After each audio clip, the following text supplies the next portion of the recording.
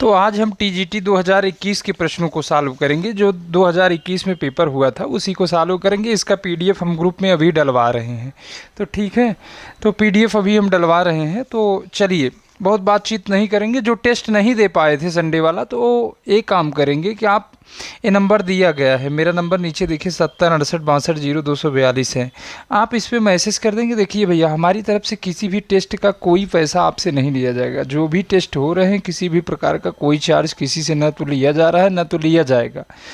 हम आपसे पहले ही बता चुके हैं, और हमने ऑफलाइन की भी व्यवस्था निःशुल्क ही आपके लिए करने का हम प्रयास कर रहे हैं कि आपको निःशुल्क एक क्लास सलोरी में जो आसपास वहाँ रहते हैं उनको निःशुल्क एक क्लास दिया जाए। तो इसके लिए देखिए अभी कंफर्म नहीं है, हमारी बातचीत हो रही है। अगर हो जाएगा तो हम ऑफलाइन निःशुल्क, आप चाहे 200 रहें आपकी संख्या, चाहे 500 रहे, उससे मतलब नहीं, हम आप करने के लिए तैयार हैं। भाई बड़ा हाल रहेगा उसमें 200 300 जो भी आ सकते हैं आप बैठ सकते हैं, कोई दिक्कत नहीं। हमारी बातचीत चल रही है। चलिए आज का प्रश्न, आज 25 अगस्त 2026 है, 25 अगस्त है, तो 5 दिन इस महीने में बचा है। तो आप कोशिश करिए कि 5 दिन में कुछ हासिल कर लीजिए। आप अगस्त का मूल्यांकन करके देखिए, अगस्त में हमने क्या सीखा, जुलाई में हमने क्या सीखा था। आप एक दिन पूरा काट रहे हैं सुबह से लेकर शाम तक, आप उस दिन अपना मूल्यांकन करिए कि आज हमने सीखा तो क्या किया, क्या सीखा, अर्जित हमने क्या किया। इस चीज़ का आप खुद मूल्यांकन करिए, तो आप तब फिर आपकी पढ़ाई और बढ़ेगी। पूरा दिन आप बैठे हैं, सोचिए कि आज हमने क्या काम किया जो सार्थक हो। भाई अगर पैसा ही कमा रहे हैं तो आज हमने कितना बचाया, पढ़ रहे हैं तो आज हमने कितना क्या अर्जित किया, पढ़ के हमने क्या हासिल किया अभी तक। पूरा दिन भर अगर हम पढ़ रहे हैं, पेज खोल के बैठे हैं, तो आज हमने नया क्या सीखा। पुराना ही है तो उसमें और क्या हमने सीखा। तो इस चीज़ का मूल्यांकन किया करिए मेरे भाई, नहीं तो आप पढ़ते पढ़ते पढ़ते पढ़ते सब खत्म हो जाएगा, कुछ भी नहीं बचेगा आपके पास, केवल आप पढ़ते ही रह जाएंगे। चलिए, पद्मावत का बंगला अनुवाद किसने किया? पद्मावत का बंगला अनुवाद किसने किया बताइए? पद्मावत का बंगला अनुवाद किसने किया था? तो ऑप्शन नंबर बी, आलो उजाला। आलो उजाला एक कवि हुआ करते थे, उन्होंने ही पद्मावत का बंगला अनुवाद करवाया था। चलिए 125 प्रश्न है, थोड़ा सा आप लोग जल्दी करेंगे, आंसर जल्दी जल्दी देंगे। वे दिन वे लोग, यह बार बार पूछा जाता है, यह किस विधा की रचना है? तो यह संस्मरण है। वे दिन वे लोग, यह संस्मरण है। तो यह किसकी रचना है? वे दिन वे लोग, बताइए, संस्मरण है। आप कन्फ्यूजन में हैं, आप निर्मल वर्मा को मैसेज कर रहे हैं, निर्मल वर्मा होगा। भाई मैं संस्मरण की बात कर रहा हूँ। चलिए, तो इसमें ऑप्शन नंबर बी सही हो जाएगा, शिवपूजन सहाय। शिवपूजन सहाय सही हो जाएगा। चलिए अगले प्रश्न पे चलते हैं, आराम आराम से चलिए, हम देख रहे हैं सही है। चलिए तीसरा प्रश्न, बैलगाड़ी में कौन सा समास है? बताइए, बैलगाड़ी में कौन सा समास है? बताइए, बहुत सरल प्रश्न है। बैलगाड़ी में कौन सा समास है मेरे भाई? तो बैलगाड़ी में तत्पुरुष समास है। देखिए इसमें कारक विभक्ति, बैल के द्वारा खींची जाने वाली गाड़ी के द्वारा, बैल की गाड़ी। देखिए इसमें जब भी आप कारक चिन्हों का प्रयोग हो जाए बीच में, तो समझ जाइए कि उसमें सीधा सीधा तत्पुरुष समास होता है। सीधा सीधा मेरे भाई तत्पुरुष समास होता है। जब भी योजक चिन्ह का प्रयोग हो जाए तो आप जान जाएं कि द्वंद्व समास होता है। द्विग समास में क्या होता है? प्रथम पद संख्यावाची होता है, प्रथम पद संख्यावाची होता है, संख्यावाची होता है मेरे भाई, प्रथम पद संख्यावाची होता है। फिर आप देखेंगे कर्मधारय में विशेषण विशेष्य, विशेषण विशेषण विशेष्य, इसकी बात होती है। तत्पुरुष में आप चिन्हों का प्रयोग होता है, कारक जो विभक्तियां हैं उसका प्रयोग होता है ना। तो ये सारी चीज़ें थी मेरे भाई। तो इसमें ऑप्शन नंबर कौन सा सही हो जाएगा? ऑप्शन नंबर आपका डी सही हो जाएगा। चलिए देखिए, रामचंद्र शुक्ल का हिंदी साहित्य का इतिहास पहले किस ग्रंथ की भूमिका के रूप में छपा था? पहले किस ग्रंथ की भूमिका के रूप में मेरे भाई छपा था, यही बताना है आपको। बताइए, पहले किस ग्रंथ की भूमिका के रूप में छपा था? शुक्ल के इतिहास की बात करें तो इनका हिंदी साहित्य का इतिहास 1929 में है। 1929 में। इसका परिवर्धित संस्करण परिवर्धित संस्करण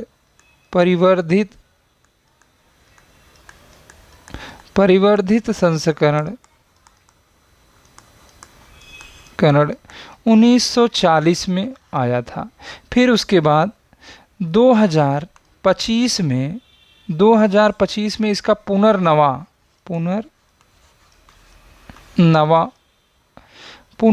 संस्करण आया है। तो पुनर्नवा संस्करण कब आया? तो यह 2025 में। आप अपडेट कर लेंगे, चूँकि आप वही पुराना 10 साल वाला नोट्स रखे हैं। तो पुनर्नवा, फिर से नवा ना, 2025 में आया।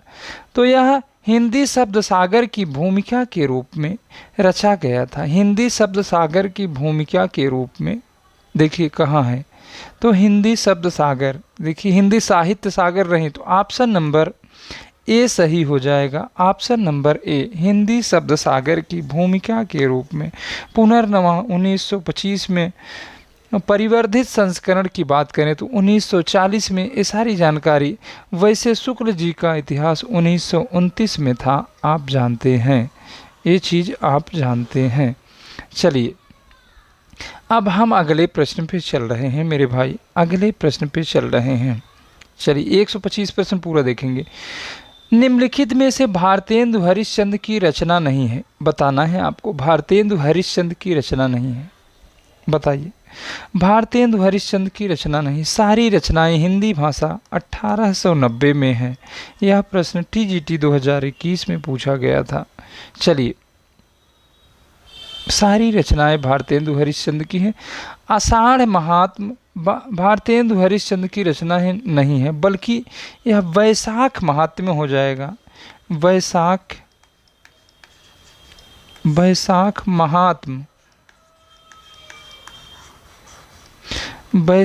महात्म्य हो जाएगा। तो आषाढ़ की जगह आप वैशाख कर लेंगे, आषाढ़ की जगह वैशाख कर लेंगे। तो यही भारतेंदु हरिश्चंद्र की रचना नहीं है। अगले प्रश्न पे चलते हैं।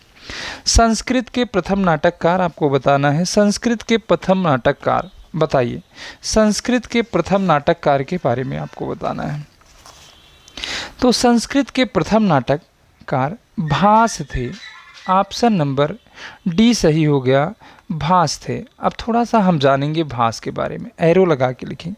भास की उपाधि क्या थी? उपाधि की बात करें तो धावक इनकी उपाधि थी। धावक, क्या उपाधि थी मेरे भाई? धावक इनकी उपाधि थी। भास संस्कृत के प्रथम नाटककार थे, ये ऊपर लिखा गया है। भास वैष्णव धर्म के उपासक थे। किसके उपासक थे? उपासक की बात करें तो यह वैष्णव धर्म के उपासक थे। वैष्णव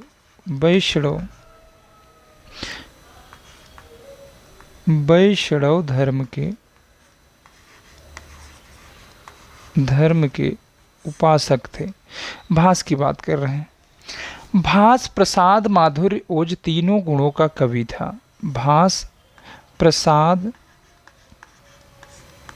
माधुर्य, ओज तीनों गुणों का कवि था। तीनों गुणों का कवि है। फिर उसके बाद अगला पॉइंट हम देखेंगे। 1 मिनट, अगला पॉइंट। भास का, अगर भास संस्कृत का प्रथम नाटककार था।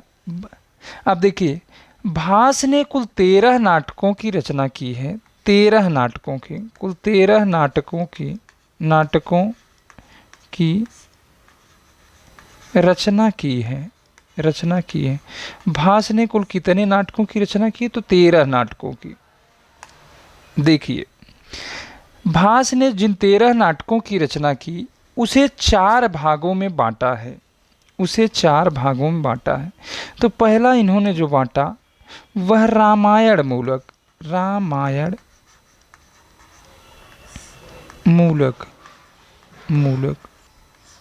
दूसरा इन्होंने बांटा महाभारत मूलक। महाभारत मूलक बोल रहे हैं, थोड़ा सा बोर्ड। तीसरा है उदयन मूलक, उदयन मूलक, उदयन मूलक। चौथा है इनका कल्पना मूलक, कल्पना, कल्पना मूलक, कल्पना मूलक। 4 नंबर पे इनका है पहले रामायण मूलक, दूसरा महाभारत मूलक, तीसरा उदयन मूलक, चौथा कल्पना मूलक। तो 13 नाटकों को भास ने 4 भागों में बांटा है। अब कुछ ट्रिक बता रहे हैं आपको याद करने के लिए। देखिए, अगर हम रामायण मूलक की बात करें तो इसमें 2 नाटक आते हैं, अभिषेक नाटक, अभिषेक, अभिषेक नाटक। नाटक आप जोड़ लीजिएगा, केवल नाम लिख रहे हैं, थोड़ा सा बोर्ड पे जगह कम है। तो अभिषेक। दूसरा हो गया प्रतिमा नाटक, प्रतिमा, प्रतिमा नाटक, प्रतिमा नाटक। तो प्रतिमा नाटक हो गया दूसरा। अब देखिए इसका कोड है 67।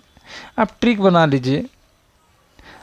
देखिए, राम आप, राम आप, आप से देखिए राम से रामायण मूलक, आ से अभिषेक नाटक, प से प्रतिमा मूलक नाटक, प्रतिमा नाटक, प्रतिमा नाटक, प से प्रतिमा नाटक। ए हो गया कि नहीं? अब देखिए थोड़ा पेन की साइज हम सोच रहे हैं कि छोटा कर ले तो जिससे आपको आसानी हो जाएगी। 1 मिनट, 11 की बजाय हम इसको 5 कर लेते हैं ना।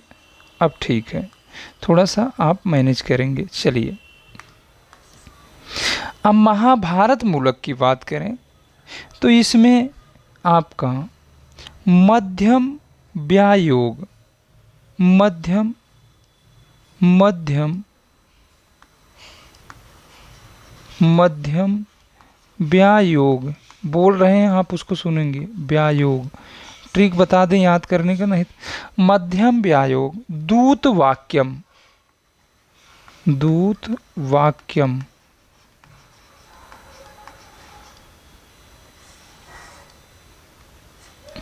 दूत वाक्यम, हलंत रहेगा लास्ट में, दूत वाक्यम।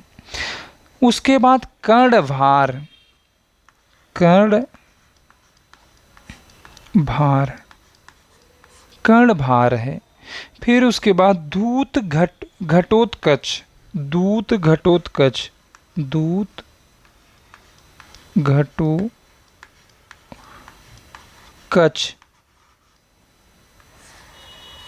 दूत घटोत्कच। फिर पंचरात्रम है, पंचरात्रम, पंच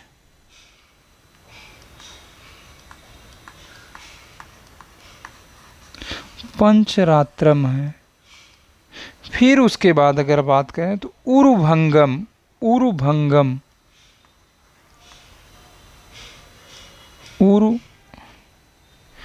उरुभंग लिख लीजिए या भंगम लिख लीजिए। उरुभंग, उरु और भंग, उरु ये ऊ है, ऊ है, उरुभंग। 1 मिनट फिर से लिख दे रहे हैं, देखिए।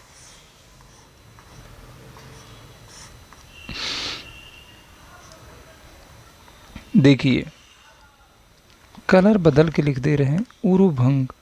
देखिए उरुभंग,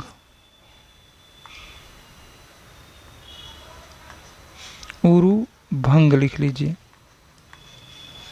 उरुभंग। उसके बाद नीचे लिखेंगे, उरुभंग के बाद बाल चरित, इसी में नीचे लिख लेंगे बाल चरित। देखिए भैया पूरा हो गया कि नहीं, आप गिन लीजिए बाल चरित। अब देखिए इसको याद कैसे करेंगे, याद कैसे करेंगे। बीच वाला तो ट्रिक बाद में बता देंगे आपको। देखिए पहले उदयन मूलक का लिख लीजिए। आप राम, राम आप, रामायण मूलक ये हो गया, राम आप, तो सीधा सीधा याद कर लीजिए। उसके बाद देखिए उपवास, उपवास में देखेंगे प्रतिज्ञा योगेंद्रायण, प्रतिज्ञा योगेंद्रायण, प्रतिज्ञा, प्रतिज्ञा, प्रतिज्ञा इसी में रहेगा, आप जोड़ लीजिएगा। योगेंद्रायण,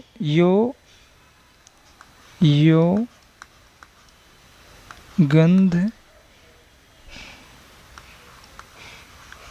रायण, ये रायण, योगेंद्रायण, प्रतिज्ञा योगेंद्रायण, प्रतिज्ञा योगेंद्रायण।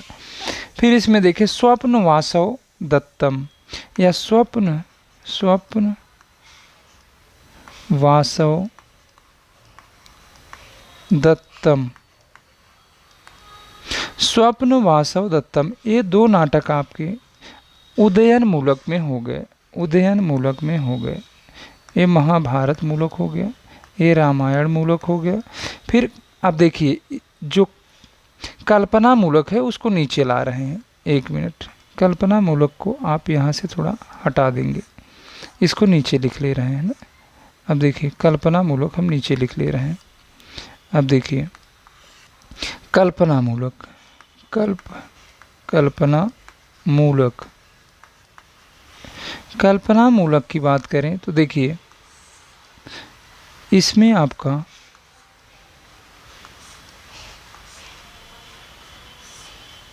देखिए कल्पना मूलक की बात करें तो दो इसमें भी हैं। दो कौन कौन से हैं? अविमारक दरिद्र चारुदत्त, अविमारक, अविमारक दरिद्र चारुदत्त, दरिद्र दरिद्र दरिद्र चारु, चारु, उसके बाद दत्त लिख लीजिएगा, चारु दत्त आप लिख लीजिए, हम बोल दे रहे हैं, देखिए बोर्ड पे जगह नहीं है। अभिमारक और दरिद्र चारुदत्त, अभिमारक और दरिद्र चारुदत्त।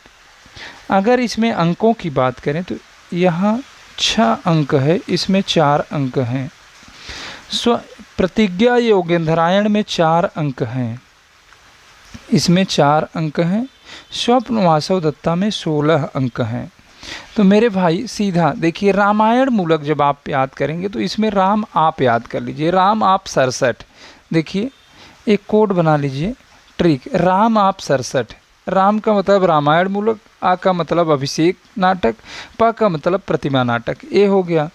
फिर उसमें उदयन मूलक में बना लीजिएगा उपवास। देखिए देखिए एक मिनट, उपवास, उपवास बना लीजिए। उपवास से मतलब है, इसका ट्रिक बनाएंगे उपवास। उ से उदयन मूलक, प से प्रतिज्ञा योगेंद्रायण, सा से आप स्वप्न वासव दत्ता बना लीजिए उपवास। तो 1-2 बार आपको प्रैक्टिस करना पड़ेगा। कल्पना मूलक से बना लीजिए, कल्पना मूलक से बना दीजिए कल्पना आदि, कल्पना आदि, कल्पना आदि मतलब कल्पना मूलक आदि लिखिए, कल्पना, कल्पना आदि, आदि, ये ट्रिक हो गया। कल्पना आदि, कल्पना आदि कर लेंगे तो देखिए कल्पना से कल्पना मूलक, आ से अविमारक हो गया, द से दरिद्र चारुदत्त हो गया, दरिद्र चारुदत्त हो गया। तो ये आसानी से आपको याद हो जाएगा। बीच वाले का अगले प्रश्न पे बता देंगे। चलिए अगला प्रश्न देखेंगे। थोड़ा सा यहाँ तक हम देख चुके थे। चलिए 6 प्रश्न हम देख चुके हैं, तो यहाँ तक ट्रिक बता देंगे, रात्रि वाली क्लास में बता देंगे। चलिए वध स्थल से छलांग, वध स्थल से छलांग यह किसकी रचना है, यही बताना है आपको। वध स्थल से छलांग मेरे भाई, वध स्थल से छलांग बताना है। बताइए बताइए, वध स्थल से छलांग यह किस विधा की रचना है और किसकी रचना है? यह तो कहानी विधा की रचना है, ऊपर लिखा गया है। तो किसकी रचना है मेरे भाई, बताइए बताइए। हम थोड़ा सा कलम बढ़ा रहे हैं। चलिए चलिए बताते रहिए। तो वध स्थल छलांग 7 नंबर की बात करें तो यह ऋषिकेश सुलभ की रचना है, इनकी कहानी है। ऋषिकेश सुलभ की कहानी है, ऋषिकेश सुलभ की कहानी है। 7 नंबर हो गया। अब 8वें नंबर पे हम चल रहे हैं। समस्त पृथ्वी से संबंध रखने वाले के लिए एक शब्द आपको बताना है। बताइए, समस्त पृथ्वी से संबंध रखने वाले के लिए एक शब्द आपको बताना है। समस्त पृथ्वी से संबंध रखने वालों के लिए एक बताइए समस्त पृथ्वी से संबंध रखने वालों के लिए एक शब्द, तो सार्वभौमिक हो जाएगा। सार्वभौमिक हो जाएगा। ऑप्शन नंबर सी सही हो जाएगा। अगले प्रश्न पे चल रहे हैं। विलोम की दृष्टि से कौन सा युग्म असंगत है? असंगत बताना है। प्रश्न को ध्यान से पढ़ा करिए, प्रश्न को रुक कर देखा करिए। कभी काल क्या होता है कि हम आपसे बता रहे हैं कि आप व्यक्ति का तो नाम नहीं जानते हैं, लेकिन अगर आप उसका चेहरा अच्छे से देखे हैं तो वह कभी मिलता है तो आप पहचान लेते हैं, कहते हैं कि आप ही थे ना। तो प्रश्न आपको आ रहा है ज़रूर, लेकिन आप कोशिश करेंगे कि प्रश्नों को देखेंगे, देखना मत छोड़ा करिए। तो आप प्रश्नों को देखते हैं ना, तो आपके अंदर मजबूती आती है, आप बहुत मजबूत हो जाते हैं। तो चलिए, विलोम की दृष्टि से आपको बताना है। तो अर्वाचीन नवीन दोनों एक ही बातें हुई, तो ऑप्शन नंबर डी सही हो जाएगा। ऑप्शन नंबर डी सही हो जाएगा। यही असंगत है मेरे भाई, यही आपका असंगत है। अगले प्रश्न पे चल रहे हैं। चलिए, उनकी आलोचना की प्रमुख विशेषता है उनकी आणविल दृष्टि और निर्मल विवेचन। उनकी आलोचना की प्रमुख विशेषता है उनकी अनाविल दृष्टि और निर्मल विवेचन। पढ़ना सीख लीजिए। अगर यह लिखा है तो अनाविल लिखा है, देखिए आप जब पढ़ते हैं तो इसलिए संस्कृत के शब्दों को आप क्यों नहीं पढ़ पाते? आप दो शब्द पढ़ा करिए, दो, या अगर दो पे नहीं बैठ पा रहा है 3 ले लीजिएगा, मैक्सिमम 3 के बाद आप चौथा मत लिया करिए, नहीं तो आप पढ़ नहीं पाएंगे। देखिए, पहले अना को पढ़ लीजिए, फिर विल को पढ़ लीजिए, तो अलग हो जाएगा। संस्कृत के शब्दों को ऐसे ही पढ़ा जाता है। देखिए, आलोचना लिखा है ना, आलोचना जो संस्कृत काव्य लक्षण, काव्य दोष वगैरह पढ़ते हैं आप, आलोचना लिखा है। देखिए, आलोचना, देखिए 2 शब्द पढ़ रहे हैं तो पढ़ा जा रहा है। आलोच 3 पढ़ेंगे तो नहीं होगा, आलोच प्लस न करेंगे तो नहीं होगा। तो सीधा आप पढ़ना पहले सीख लीजिए। काव्य लक्षण में आपको दिक्कत होती है, जो संस्कृत आप पढ़ते हैं उसमें दिक्कत होती है, बता देंगे। इसका बहुत सरल तरीका है पढ़ने का, हम जान रहे हैं ये समस्या सबके साथ होती है। तो बताइए, उनकी आलोचना की प्रमुख विशेषता है उनकी अनाविल दृष्टि और निर्मल विवेचन। यह कथन किस आलोचक के प्रति है, यही पूछा जा रहा है। तो यह कथन किस आलोचक के प्रति है? तो मेरे भाई, यह विश्वनाथ प्रसाद मिश्र के प्रति है। विश्वनाथ प्रसाद मिश्र। अगले प्रश्न पे चल रहे हैं। चलिए, सभी स्वर होते हैं, सभी स्वर होते हैं। हमने बताया था कि सभी स्वर अल्प प्राण और सघोष होते हैं, सघोष होते हैं। इसका हमने ट्रिक भी बताया था। आप सभी अस कर लीजिएगा, सभी अस, सभी स्वर अस, सभी स्वर, बीच में स्वर जोड़ लीजिए, सभी स्वर अस। पूरे जीवन में मत भूलेंगे, नहीं भूलेंगे। देखिए, सभी स्वर एयस, सभी स्वर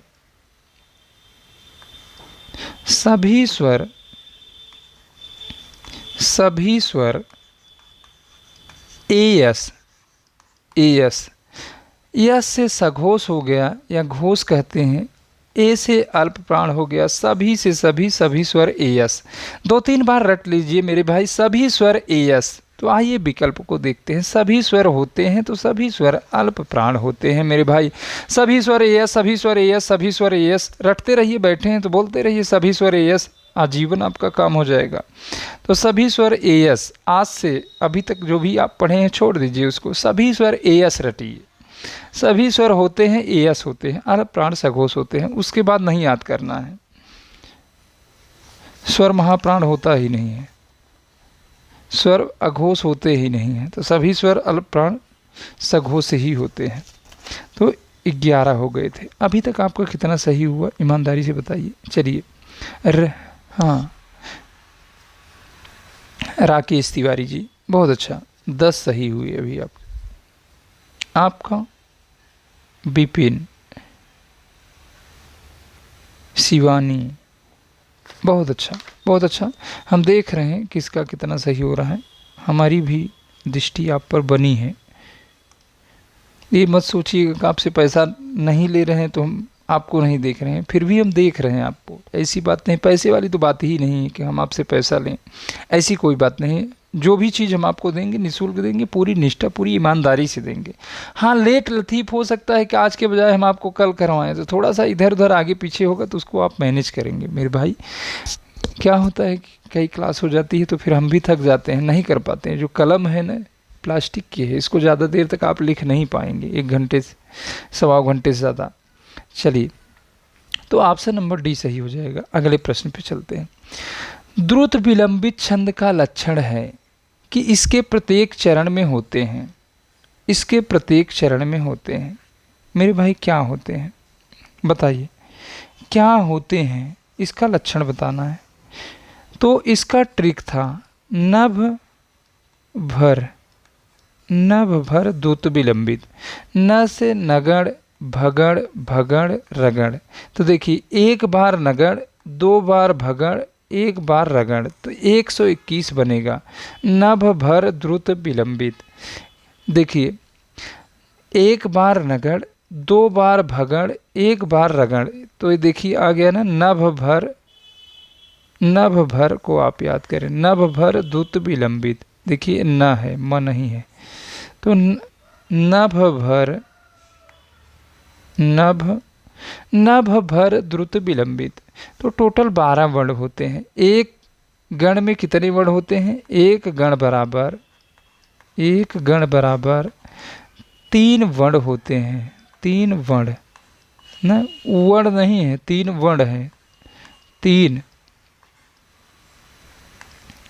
वर्ण होते हैं। तो देखिए, आप देखिए यहाँ देखिए अच्छे से थोड़ा सा, न और र, तो 1 बार नगड़ है, 2 बार भगड़ है, तो 1 बार रगड़ है, तो 4 गण बने। तो 4 गण में अगर एक गण में 3 होते हैं तो 4 गण में बताइए, एक गण में 3 है तो 3 से गुणा करिए, 4 तिहाई 12 हो जाएगा, तो 12 वर्ण हो जाते हैं। तो यही तो लिखा है 12 वर्ण। चलिए, तो ऑप्शन नंबर डी सही हो जाएगा। ऑप्शन नंबर डी सही हो जाएगा। चलिए, प्रेम कहानी में उठने वाले सामाजिक अवरोधों की पृष्ठभूमि पर लिखा गया उपन्यास। मेरे भाई बहन, आपको बताना है प्रेम कहानी में उठने वाले, प्रेम की कहानी में उठने वाले सामाजिक अवरोधों पर लिखा गया उपन्यास। कोई प्यार करता है तो देखिए, माता पिता चाहते नहीं ना, तो कोई नहीं चाहता, समाज भी नहीं एक्सेप्ट करता है, जो कि करना चाहिए। ये सारी चीज़ें 80 के दशक वाली बातें नहीं हैं ना।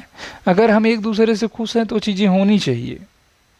जाति पात, इससे आप ऊपर उठ के देखिए, आप मानव हैं, मानवता का धर्म निभाइए।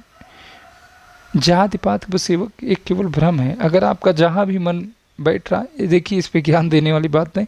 तो प्रेम कहानी, विपिन जी ने मैसेज कर दिया तो हम बोल दिए। प्रेम कहानी में उठने वाले सामाजिक अवरोधों की पृष्ठभूमि पर, जब एक लड़का एक लड़की प्रेम करता है तो उस समय कौन कौन से अवरोध, कौन कौन से ऐसी विसंगतियां आती हैं, वही पूछा जा रहा है। किस उपन्यास में ये उठाया गया है? किस उपन्यास में उठाया गया है? किस उपन्यास में उठाया गया है, वही पूछा जा रहा है। तो बताइए, 13 नंबर की बात करें तो नीलू नीलिमा नीलोफर, नीलू नीलिमा नीलोफर, तो 13 नंबर में इसी में उठाया गया है, इसी में उठाया गया है। तो ऑप्शन नंबर ए सही हो जाएगा। अगले प्रश्न पे चल रहे हैं। गुरुवे शब्द का सही संधि विच्छेद कीजिए। संस्कृत का प्रश्न है ये, पहला प्रश्न, और भाष वाला 2 प्रश्न। टोटल 23 प्रश्न 2021 टीजीटी में आए थे संस्कृत के। संस्कृतम एक आदरणीय गुरु जी की बुक आती है संस्कृत की, आदरणीय सर्वज्ञ भूषण सर की बुक आती है। जिनके पास नहीं है, हिंदी संस्कृतम करके आती है, संस्कृतम। यही बुक लीजिएगा, इसके अलावा और कोई बुक मत लीजिएगा। इसके कोड की बात करें, गुरुजी ने बहुत अच्छा लिखा भी है इसमें। इसके कोड की बात करें तो कोड है इसका SG 038। किसी का हम प्रचार नहीं कर रहे हैं, अच्छाई जहाँ भी है SG 38 है, SG है, जी फॉर गॉड, SG 038 है, 038। तो गुरवे शब्द का संधि विच्छेद अगर आपको करना है तो बताइए, बताइए। बहुत अच्छा, राहुल चौरसिया हैं, बहुत अच्छे हैं, तो इन्होंने बताया है, बहुत अच्छा। तो ऑप्शन नंबर 14 में गुरु प्लस ए हो जाएगा। कुछ लोग गुरु प्लस वे कर रहे हैं, भाई संस्कृत पढ़ रहे हैं, गुरु प्लस ए हो जाएगा। तो ऑप्शन नंबर डी हो जाएगा मेरे भाई, ऑप्शन नंबर डी हो जाएगा। 2021 का पेपर टफ था, वही तो है। चलिए, गारसा द तासी के इतिहास ग्रंथ दलाल लितरेत्यूर इंदुई ए हिंदुस्तानी का दूसरा संस्करण कब प्रकाशित हुआ था? गारसा द तासी की बात कर रहा है। इनकी रचना इस्तवार द ला लितरेत्यूर इंदुई ए हिंदुस्तानी का प्रकाशन पूछा जा रहा है, दूसरे संस्करण का। मेरे भाई बहन बता। तो ऐसे प्रश्न 2021 TGT में पूछे गए थे। तो यह 1971 में प्रकाशित हुआ था। तासी के इस ग्रंथ में टोटल 2 संस्करण हैं। प्रथम संस्करण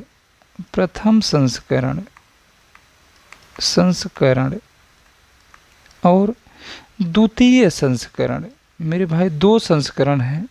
दूसरा कौन सा है? द्वितीय संस्करण। द्वितीय संस्करण, इसमें बहुत ज़्यादा आपको याद नहीं करना है, बस केवल संस्करण याद कर लीजिए, बस इससे ज़्यादा कुछ नहीं कि आप फालतू में परेशान हो। रचनाकार का नाम जानते रहिए। चलिए, जब देखिए, प्रथम संस्करण में इसमें 2 भाग थे, इसके 2 भाग थे। प्रथम भाग और द्वितीय भाग था। द्वितीय भाग,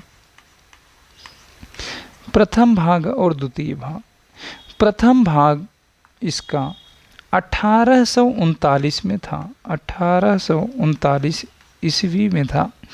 उसके बाद द्वितीय भाग 1847 ईस्वी में था। आप देखिए, द्वितीय संस्करण में 3 भाग थे मेरे भाई। कितने भाग थे?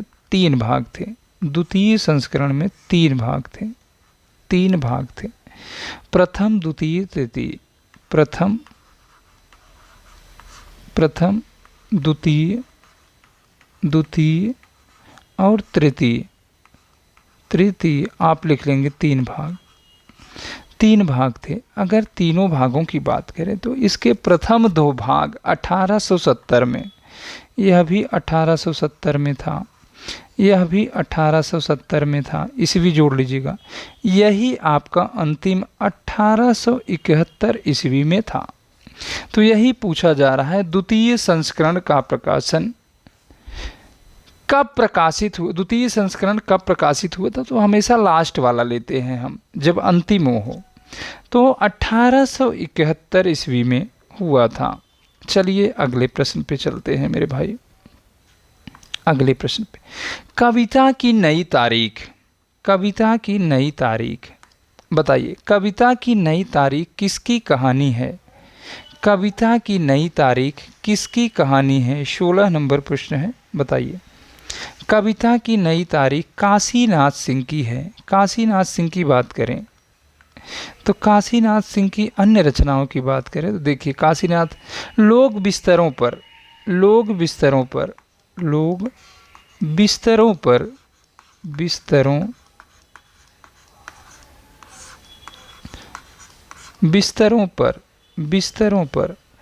अगली रचना की बात करें तो आदमी नामा।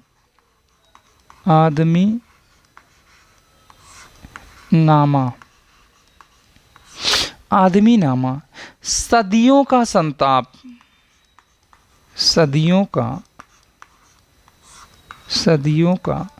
संताप, सदियों का संताप, सदी का सबसे बड़ा आदमी, सदी का सबसे बड़ा आदमी, सबसे बड़ा आदमी। तो इनकी रचनाओं को देखिए, 1 2 3 ये 4 हैं। तो इनकी 4 रचनाएं बार बार पूछी जाती हैं। इसे आप किसी कॉपी में लिखकर याद कर लेंगे। काशीनाथ सिंह की यही 4 रचनाएं बार बार पूछी जा रही हैं। तो इन 4 रचनाओं को आप लिख लेंगे। चलिए, तो यह कविता की नई तारीख किसकी है? तो काशीनाथ सिंह की है। तो एक शामिल कर लेंगे कविता की नई तारीख, तो 5 हो जाएगा। उसको तो देख ही रहे हैं, प्रश्नों को आराम से देखा करिए। याद हो न हो वो अलग विषय है, रुक कर देखा करिए। अभी जब तक एग्ज़ाम नहीं है, इसको 3-4 पे मत भगाइए। कोशिश करिए कि 1.25 पे कर लीजिए और देखते रहिए। पार्वती का पर्यायवाची शब्द नहीं है, यही बताना है। पार्वती का पर्यायवाची शब्द नहीं है मेरे भाई, यही आपको बताना है। बताइए, पार्वती का पर्यायवाची शब्द नहीं है तो अर्पणा नहीं है। अर्पणा नहीं है तो ऑप्शन नंबर बी हो जाएगा, राहुल ने बताया है। चलिए अगले प्रश्न पे। 18, कबीर और तुलसी भाषा में एक मिशन के तहत लिख रहे थे। भाई किसका हो सकता है? आपका तुक्का भी सही है कि आप रामचंद्र, इन्हीं का ज़्यादा पूछा जाता है, रामचंद्र हजारी प्रसाद द्विवेदी और बच्चन सिंह। तो यह किसका है? तो आप लगा रहे हैं रामचंद्र शुक्ल, तो बच्चन सिंह का कथन है। किसका है मेरे भाई? बच्चन सिंह का है। धोखा खा गए कि नहीं खा गए? बताइए, धोखा खा गए कि नहीं खा गए? तो यह किसका है? बच्चन सिंह का है। बच्चन सिंह ने कहा है कि तुलसी और कबीर भाषा में एक मिशन के तहत लिख रहे थे। तो 3 लोगों का कथन ज़्यादा पूछा जाता है। पहले नंबर पे आचार्य रामचंद्र शुक्ल। अगर आपको कुछ नहीं समझ में आ रहा है, शुक्ल का लगाएंगे। माइनस मार्किंग में तो आप ऐसा नहीं करेंगे। दूसरे नंबर पे आप हजारी प्रसाद द्विवेदी को करेंगे। तीसरे नंबर पे बच्चन सिंह का। उसके बाद ही रामविलास शर्मा, ये सारे लोग होते हैं। तो चलिए, तो बच्चन सिंह 18 नंबर में बच्चन सिंह हो जाएगा। अगले प्रश्न पे चलते हैं। झोपड़ी से राजभवन किस साहित्यकार की आत्मकथा है? चलिए बताइए, झोपड़ी से राजभवन बताइए। तो यह माता प्रसाद की है। माता प्रसाद की है। 19 नंबर में माता प्रसाद की है, यह पूछा गया था। चलिए, 2 बार पूछा गया है झोपड़ी से राजभवन, 2 बार हो चुका है। एक किसी और एग्जाम में पूछा गया था। शिवराज भूषण में कुल कितने अलंकारों का निरूपण हुआ है? शिवराज भूषण में कुल कितने अलंकारों का निरूपण हुआ है? तो 105। 105। अगले प्रश्न पे चलते हैं। विखंडनवाद का जनक माना जाता है। देखिए, पाश्चात्य से भी आया था एक प्रश्न। तो कुछ जो वाद हैं हम उसका नाम लिखवा देंगे, तो ऊपर ऊपर से थोड़ा सा आप देख लीजिएगा, अंदर से नहीं आएगा। जो भी पूछा जाएगा ऊपर से। तो इसमें कौन सा हो जाता है? देरिदा। देरिदा को माना जाता है। किसे माना जाता है मेरे भाई? देरिदा। देरिदा ऑप्शन नंबर बी हो जाएगा। अगले प्रश्न पे चलते हैं। गणनावाचक शब्द आयुतम किसके लिए प्रयुक्त है? गणनावाचक शब्द आयुतम किसके लिए प्रसिद्ध है? चलिए, गणनावाचक शब्द आयुतम किसके लिए प्रसिद्ध है? अगर सहस्त्रम की बात करें, सहस्त्रम की बात करें, सहस्त्रम की बात करें, तो यह 1000 के लिए हो जाता है। 1000 के लिए हो जाता है सहस्त्रम। आयुतम की बात करें, आयुतम की बात करें, तो आयुतम आपका 10,000 के लिए हो जाता है। ऑप्शन नंबर डी 10,000 के लिए। यह 10 सहस्त्रम भी बोल सकते हैं इसको। 10 सहस्त्रम। आयुतम आवलिक 10 सहस्त्रम भी बोलते हैं। 1 लाख के लिए लक्षम का प्रयोग करते हैं। लक्षम 1 लाख जो 4-5 लिखवा रहे हैं इसी में से आता है, 50 तो नहीं याद करना है। 10 लाख के लिए न्यूनतम का प्रयोग किया जाता है या प्रयूतम। 10 लाख की बात करें, देखिए 1 मिनट, 10 लाख के लिए, 10 लाख के लिए न्यूनतम संख्याओं से एक प्रश्न आता है, या प्रयूतम या प्रयूतम, न्यूनतम या प्रयूतम 10 लाख के लिए। अब देखिए बस यहीं तक इम्पोर्टेंट है, न्यूनतम, प्रयूतम, उसके बाद सहस्त्रम, लक्षम, उसके बाद 10 सहस्त्रम, आयुतम। आयुतम किसके लिए प्रयोग होता है? तो 10,000 के लिए। 1 लाख के, 1,000 के लिए, 1,000 के लिए सहस्त्रम का प्रयोग करते हैं, 1,000 के लिए सहस्त्रम। तो ऑप्शन नंबर इसमें डी सही हो जाएगा। अगले प्रश्न पे चल रहे हैं, चलिए। निबंध वह गद्य रचना है जिसमें लेखक किसी भी भविष्य पर स्वच्छंदता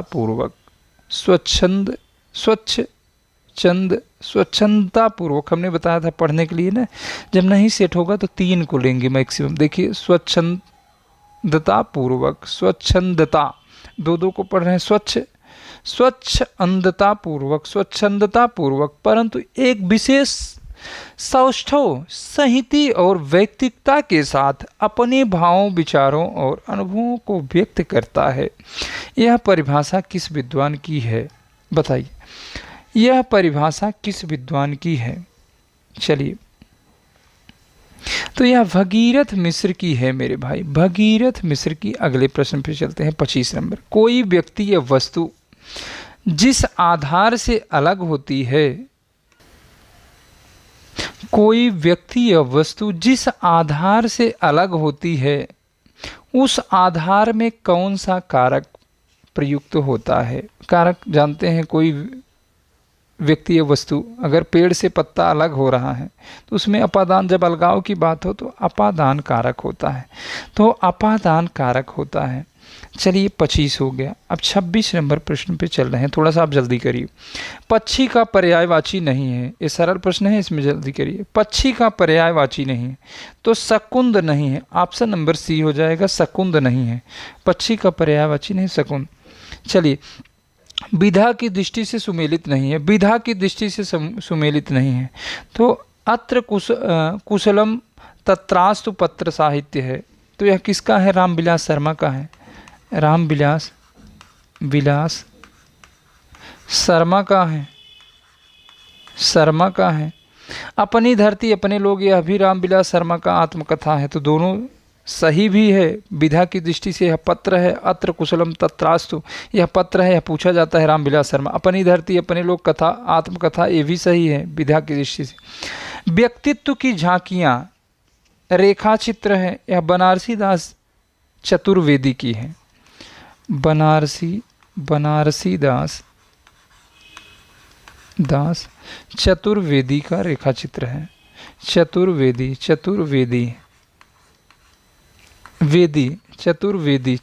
तो आप लिख लेंगे ना, चतुर्वेदी। शांति निकेतन से शिवालिक, यह हजारी प्रसाद द्विवेदी का निबंध है, यात्रावृत्त नहीं है, निबंध है। क्या है? इसकी विधा निबंध है, तो यही आपका सुमेलित नहीं है, तो ऑप्शन नंबर डी हो जाएगा, ऑप्शन नंबर डी हो जाएगा। यह किसकी रचना है? हजारी प्रसाद द्विवेदी, HP हजारी प्रसाद द्विवेदी का निबंध है, तो यही आपका सुमेलित नहीं है। चलिए अगले प्रश्न पे चलते हैं, 28। पितृ शब्द के सप्तमी विभक्ति के तीनों वचनों के रूप आपको बताना है। पितृ शब्द के, बताइए, पितृ, बताइए। बहुत सरल है मेरे भाई, बहुत सरल है। आप एक एक दिन गा लिया करिए माता जी के लिए, एक दिन पिताजी के लिए, तो आपका कहाँ से गलत होगा मेरे भाई। कोशिश करा करिए कि एक दिन माता जी के लिए, एक दिन पिताजी के लिए आप गा लिया करिए। जब आप गाएंगे ना तो उनका आशीर्वाद भी मिलेगा। तो आप एक दिन पूजा बंद करके माता पिता की ही पूजा कर लीजिए। तो चलिए बताइए। पिता पितरम पित्रा पित्रे पितुः पितुः पितारी। हे पिता, पितरौ पितरौ पित्राभ्यम पितराभ्यम पितृभ्यम पितृभ्यम पित्रोह पित्रो हे पितरो। तो आप सेट कर लीजिए कौन सा होगा मेरे भाई, कौन सा होगा बताइए। तो आप याद कर लीजिए, दुनिया का झंझट ही खत्म हो जाए। तो 28 नंबर में कौन सा होगा, पितरी पित्रोह पितरूस, बताइए पितृसु, बताइए। तो ऑप्शन नंबर बी सही हो जाएगा, ऑप्शन नंबर बी सही हो जाएगा। चलिए, जहां वक्रता सर्प के चाल में थी, प्रजा में नहीं थी भूपाल में थी। जहां वक्रता सर्प के चाल में थी, प्रजा में नहीं थी भूपाल में थी, बताइए। यहाँ परिसंख्य अलंकार हो जाएगा, बताएंगे आज ही परिसंख्य अलंकार को हम बता देंगे। चलिए अगले प्रश्न पे, वह उस शाखा का वन विहंग उड़ गया मुक्त नभ निस्त निरअस्तरंग, बताइए। पंक्तियां किस छायावादी कवि की है। वह उस शाखा का वन विहंग उड़ गया मुक्त नभ निरअस्तरंग, बताइए। निंग, बताइए निरअस्तरंग। वह उस शाखा का वन विहंग उड़ गया मुक्त नभ निरअस्तरंग, बताइए। तो यह किसकी पंक्ति है मेरे भाई। 30 नंबर में सूर्यकांत त्रिपाठी निराला की है। वो अपनी पुत्री सरोज के निधन पर इस करुण विलाप को लिखा था। वह उस शाखा का वन विहंग कि जिस प्रकार देखिए जंगल से पक्षियां उड़ जाती हैं, वही बात कर रहे हैं, उड़ गया मुक्त। उसी तरह देखिए हमारे जीवन से भी अभी दोबारा आने वाला नहीं है, यही सारी बातें इसमें हैं। तो यह सरोज स्मृति रचना से है। सरोज स्मृति किसकी है, निराला की है मेरे भाई, निराला की है। यह पंक्ति बहुत सरल है, बार बार पूछी भी जाती है। तो चलिए, तो ऑप्शन नंबर इसमें डी सही हो जाएगा। अगले प्रश्न पे चल रहे हैं। चेहरे अनेक किसकी आत्मकथा है। चेहरे अनेक किसकी आत्मकथा है, तो उपेंद्र नाथ अस की है। अब देर नहीं करेंगे, चूंकि अभी 1 घंटे होने वाले हैं, प्रश्न भी नहीं हो पाए। खड़ी बोली का एक अन्य नाम बताइए। खड़ी बोली का एक अन्य नाम क्या है, कौरवी है, कौरवी है। तो ऑप्शन नंबर सी सही हो जाएगा। कमेंट आप जल्दी करिए। चलिए ऑप्शन नंबर सी। हिंदी के विकास के संबंध में निम्नांकित कथनों में एक असत्य है, एक असत्य बताइए। हिंदी का विकास सहयोगात्मक भाषा के रूप में हुआ है, यही असत्य है। तो ऑप्शन नंबर ए।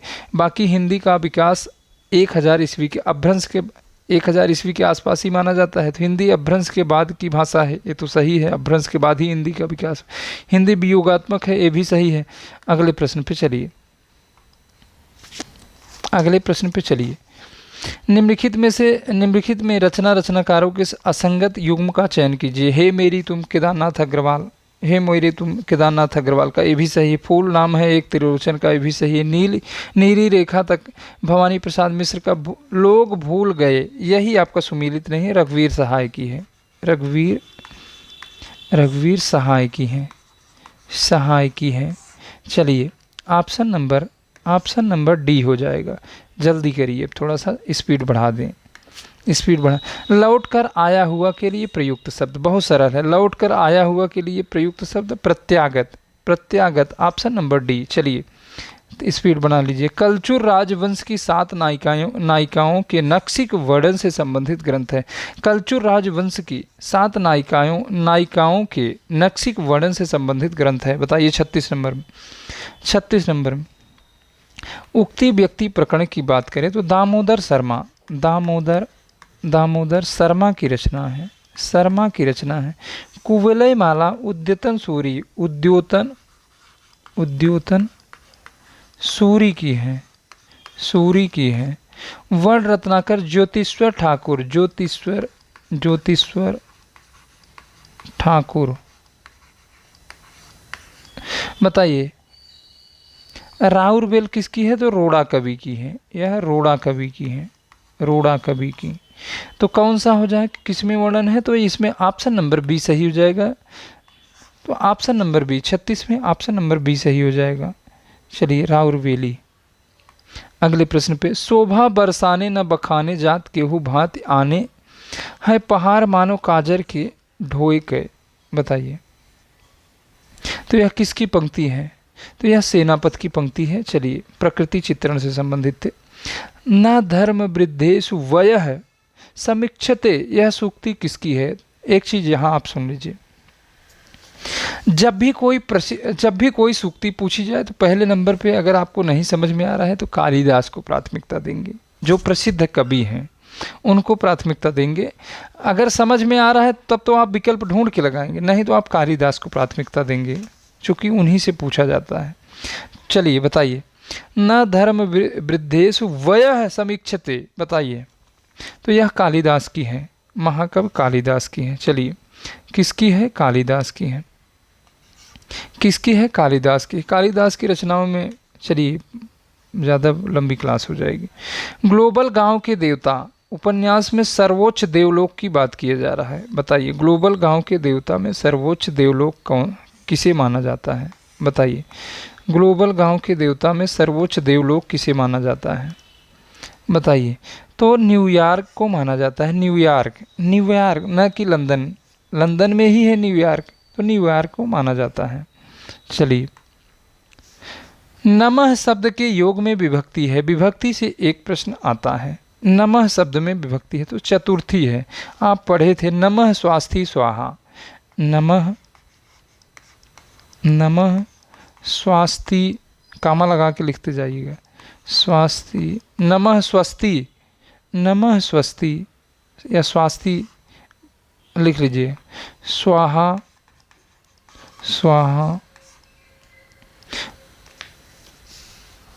तो ये सारी चतुर्थी विभक्ति में आती हैं, ये सभी चतुर्थी विभक्ति में आते हैं। तो कौन सी विभक्ति है? चतुर्थी। चलिए, जहाँ राधा आनंद उदित निशिवासर आनंद, तहाँ कहाँ अरविंद है, कहाँ वापुरो रंग। भाई चंद्रमा को फकीर बताया जा रहा है, तो इसमें सीधा उल्टा हो रहा है, प्रतीप अलंकार है। तो ऑप्शन नंबर बी सही हो जाएगा, प्रतीप अलंकार। तो ऑप्शन नंबर बी सही हो जाएगा, प्रतीप अलंकार। अगले प्रश्न, खुली आंखों का सपना, बताइए किसकी रचना है? बार बार एक ही रचना है पूछी जा रही है। खुली आंखों का सपना तो किसकी है? मरुधर मृदुल की है। ऑप्शन नंबर ए, मरुधर मृदुल। अगले प्रश्न पे चलिए, लकार और उसके कालवाचक अर्थ का कौन सा युग्म सही नहीं है? बताइए। लकारों की संख्या 10 होती है संस्कृत में, तो बताइए। तो इसमें लोट लकार आपका प्रेरणा और आज्ञा के लिए प्रयोग होता है। प्रेरणा, प्रेरणा और आज्ञा, आज्ञा के लिए प्रयोग होता है। तो इसमें यही ऑप्शन नंबर ए ही सही नहीं है, बाकी सारी चीज़ें सही हैं। तो ऑप्शन नंबर ए नहीं सही है। चलिए, बीथी विभावरी जागरी अंबर पनघट में डुबो रही, तारा घट ऊषा नागर में कौन सा अलंकार है? बताइए कौन सा अलंकार है? बहुत सरल सा है। तो इसमें कौन सा अलंकार है? तो रूपक अलंकार है मेरे भाई। कौन सा अलंकार है? रूपक अलंकार है। चलिए अगले प्रश्न पे थोड़ा सा जल्दी चलेंगे, 125 प्रश्न है। एक दिन बोलेंगे पेड़, काव्य कृति के रचनाकार। एक दिन बोलेंगे पेड़, बताइए। यह राजेश जोशी की है। इनके और भी रचनाएं, नेपथ्य की, नेपथ्य में हंसी, नेपथ्य, नेपथ्य में हंसी, नेपथ्य में हंसी, नेपथ्य में हंसी, दो पंक्तियाँ, दो पंक्तियाँ सही कर लीजिएगा, दो पंक्तियाँ। चलिए, तो एक दिन बोलेंगे पेड़ राजेश जोशी की है, बार बार पूछा जा रहा है, झारखंड में पूछा गया था। चलिए, निम्न में से कौन सुमेलित नहीं है? बताइए कौन सा सुमेलित नहीं है? जल्दी जल्दी बताइए, बहुत देर हो जाएगी। कौन सा सुमेलित नहीं है? प्रभा खेतान, बताइए। नासिरा शर्मा, सूर्यबाला, सूर्यबाला दिशाहीन है, सूर्यबाला। तो यही अग्निपंखी, इनका नहीं होगा, यही सुमेलित नहीं है, यही सुमेलित नहीं है। बताइए, यही सुमेलित नहीं है, बताइए।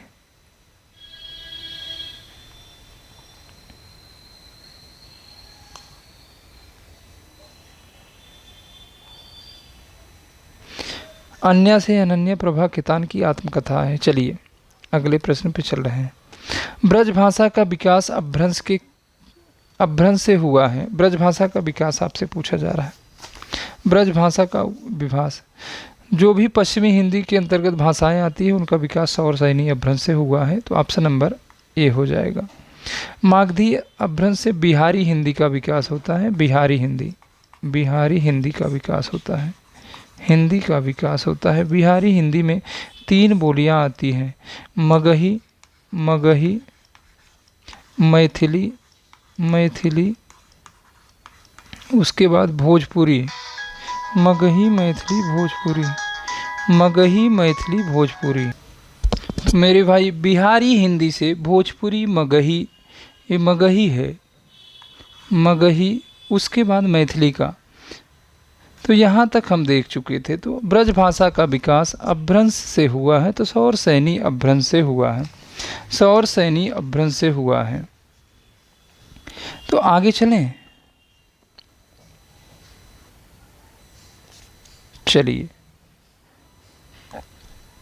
भाषा योग वशिष्ठ बताइए। रचनाकाल 1741, यह राम प्रसाद निरंजनी की रचना है। राम प्रसाद निरंजनी।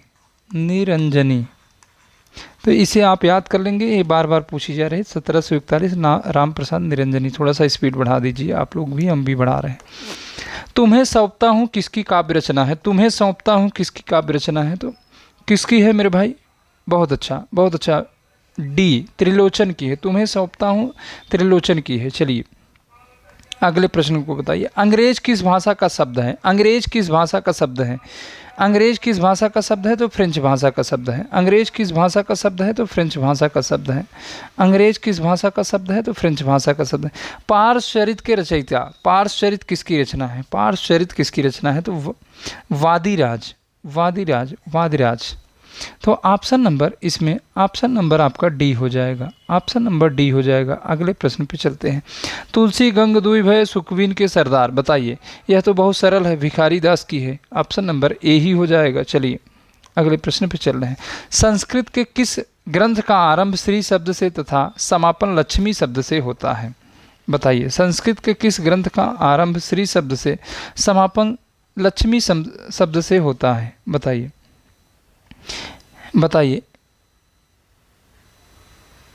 तो इसमें कुल 18 सर्ग हैं। 18 सर्ग हैं। किरात अर्जुनीय में कुल 18 सर्ग हैं। यह किसकी रचना है? भारवी की एकमात्र रचना है। तो चलिए, तो कौन सा है? ऑप्शन नंबर सी सही हो जाएगा। इसी का लक्ष्मी से शुरू होता, श्री शब्द से शुरू होता है, लक्ष्मी से समापन होता है। इस ग्रंथ को लक्ष्मी पदांक के नाम से जाना जाता है। लक्ष्मी पदांक।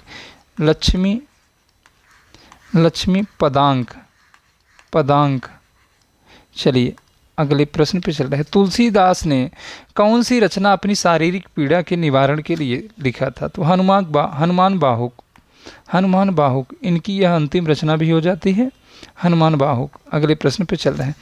तवल लकारः का संधि विच्छेद करना है। तवल लकारः का संधि विच्छेद बताइए। इसमें तव प्लस लीकार होगा। री, देखिए एक मिनट देखिए, री होगा, री कार। तो इसमें यही सही हो जाएगा। देखिए कहीं मिल रहा है लिकार है, तो कहीं मिल रहा है तव प्लस लिकार है। तो ऑप्शन नंबर बी सही हो जाएगा। तव प्लस लकार सही कर रहे हैं, री लगा रहे हैं, तो इतना गलत मत करिए। टीकाकार मल्लिनाथ ने कालिदास के कृत कुमार संभवम पर कितने सर्गों पर टीका लिखा है? कुमार संभवम बताइए। संजीवनी पर लिखी है। कितने सर्गों पर संजीवनी लिखी है? बताइए। टीकाकार मल्लिनाथ ने कालिदास के कुमार संभवम, बताइए। कुमार संभवम में कुल 17 सर्ग हैं। इसमें कुमार कार्तिकेय, शिव पार्वती के विवाह, कुमार कार्तिकेय के जन्म से लेकर यही कथा है।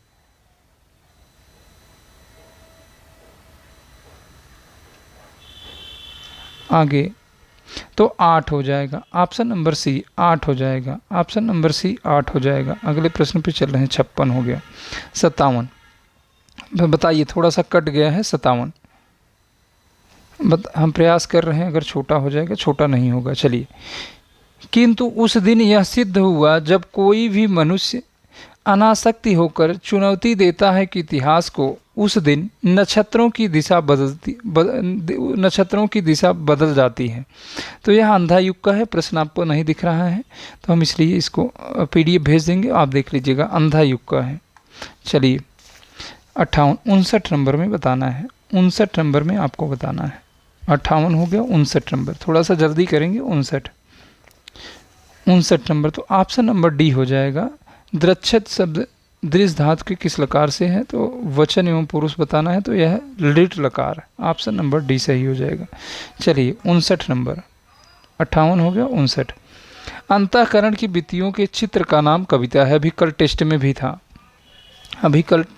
भी था, तो यह किसका है, Mahavir Prasad Dwivedi, option number C हो जाएगा। अपभ्रंश में दोहा काव्य की परंपरा का आरंभ किस कवि ने किया है, बताइए। अपभ्रंश में दोहा काव्य का आरंभ किस कवि ने किया है, तो जोयिंदु ने 6वीं शताब्दी में। अपभ्रंश की बात कर रहा है, दोहा काव्य तो आदिकाल सभी कालों में अलग अलग चीज़ें हैं, तो अपभ्रंश में बात कर रहा है। अपभ्रंश में दोहा का प्रारंभ किसने किया था, तो जोयिंदु ने 6वीं शताब्दी में। चलिए, आचार्य भरत मुनि ने नाटक में अभिनय को किस वेद से लिया है, अभिनय को किस वेद से लिया है, बताइए। ऋग्वेद से पाठ वस्तु लिया था, पाठ लिए थे, पाठ, कथा वस्तु या कथा वस्तु न।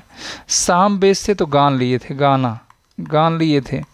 अथर्ववेद से क्या लिया था, अथर्ववेद से रस लिए थे। तो यजुर्वेद से क्या लिए थे, तो अभिनय।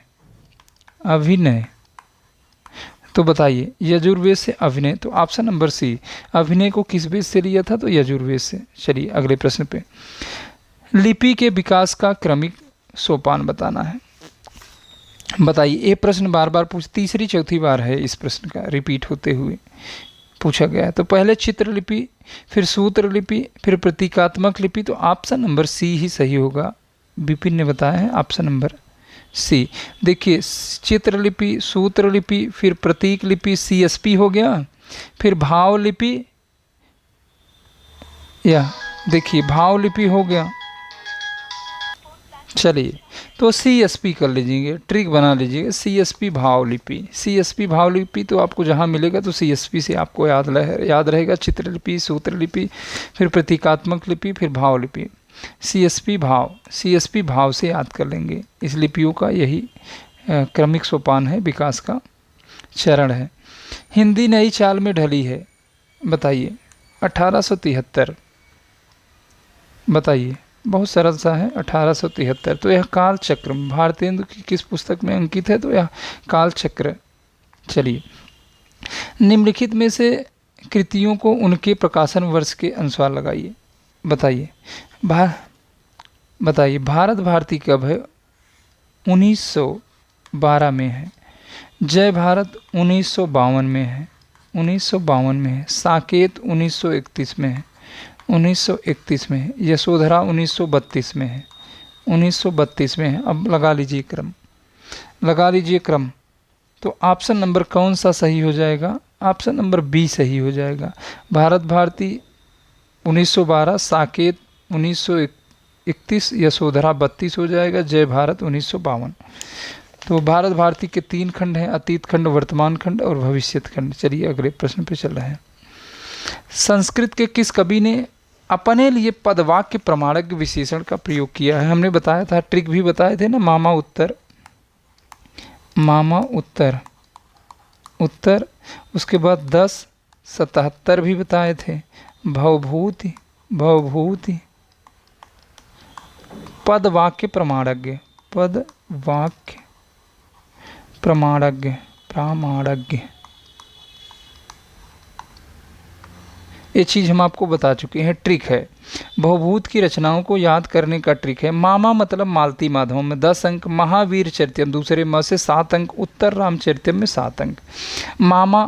मामा से देखिए भैया, मालती माधव।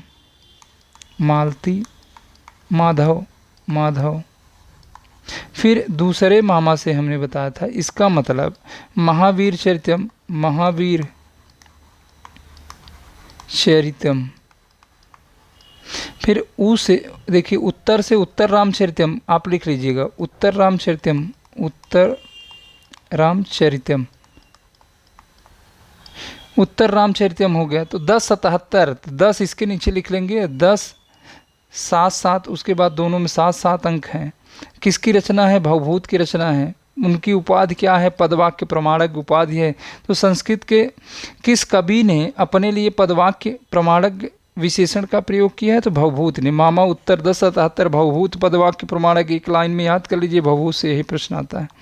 चलिए 66, निम्नलिखित में एक मार्कंडेय की कहानी नहीं है। मार्कंडेय जिस जिले से हम हैं, जौनपुर के ही हैं। जौनपुर में कहाँ के हैं? सुजानगंज ब्लॉक है। वहीं सुजानगंज ब्लॉक में एक बराई गांव है, उसी बराई गांव में उनका जन्म हुआ था। वहीं के रहने वाले थे मार्कंडेय। और इन्होंने, इनका साहित्य में बहुत अच्छा योगदान रहा। ये बहुत अच्छे हैं। तो इन्होंने बहुत सारी रचनाएं की हैं, इन्होंने की हैं। तो बताइए, निम्नलिखित में से एक मार्कंडेय की कहानी नहीं है। मार्कंडेय की कहानी बतानी है। तो मार्कंडेय जी ने भूदान लिखा था। भूदान।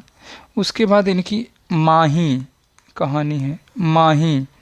उसके बाद बीच के लोग, बहुत इम्पॉर्टेंट हैं। बीच के लोग जौनपुर वाले खास करके देख लें। एक तो आप हमारे पड़ोसी भी हैं। बीच के लोग, चलिए बीच के लोग, भूदान माही बीच के लोग, भूदान माही बीच के लोग। तो इसमें कौन सा नहीं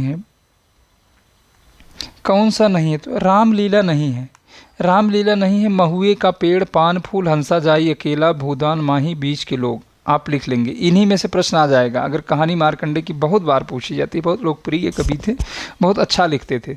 तो महुए का पेड़, पान फूल, हंसा जाई अकेला, भूदान माही बीच के लोग। महुए का पेड़, पान फूल, हंसा जाई अकेला, भूदान माही बीच के लोग। तो यह किसकी कहानी है?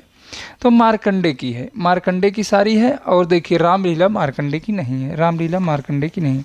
अगले प्रश्न पे चल रहे हैं। हिंदवी शब्द का प्रयोग किस इतिहासकार ने किया है? हिंदवी शब्द का प्रयोग किस इतिहासकार ने?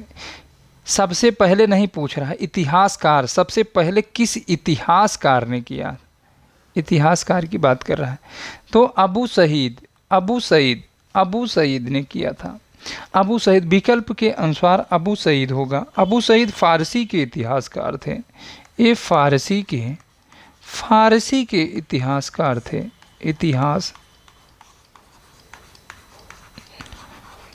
थे। चलिए अगले प्रश्न पे चल रहे हैं।